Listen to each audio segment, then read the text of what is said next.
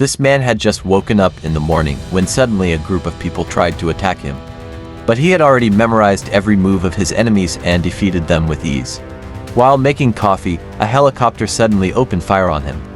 Yet once again, he stayed calm, knowing the bullets would drift to the right. It was strange, almost as if he had lived through this before. And it turned out to be true. The man had actually died 144 times. Every single day, someone tried to kill him, crushed by a truck, decapitated by a samurai sword, and more. A single gunshot left him paralyzed. A bomb even obliterated him. Yet bizarrely, every time he died, he would come back to life the next morning at the exact same hour. One day, while having breakfast, a spear suddenly pierced his chest. The assassin greeted him coldly, then dragged him mercilessly behind a car. The next morning, while the assassin was eating his breakfast, the exact same spear impaled his chest. The man had resurrected once again, and this time, he returned the favor, killing the assassin in the very same way. The man then hid inside an underground shopping mall. But somehow, the assassins always knew where to find him. Confused about how they tracked him down, he resolved to change his fate. He captured one of them, forcing him to reveal their method.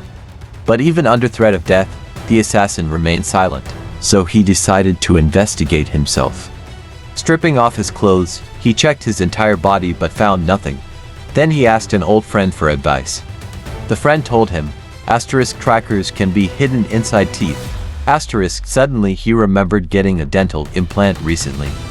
Without hesitation, he rushed to the restroom, ignored his friend's warnings, and began pulling out his teeth one by one until finally, he discovered the hidden tracker embedded in one of them. From then on, he could predict the assassin's movements.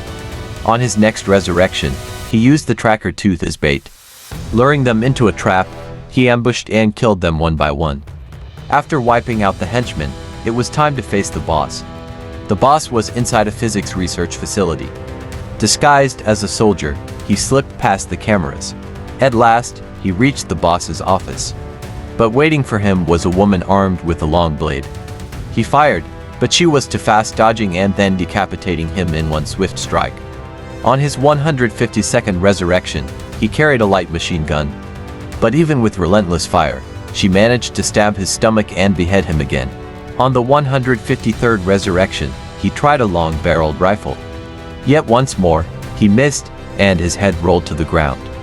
He finally realized that firearms would never work.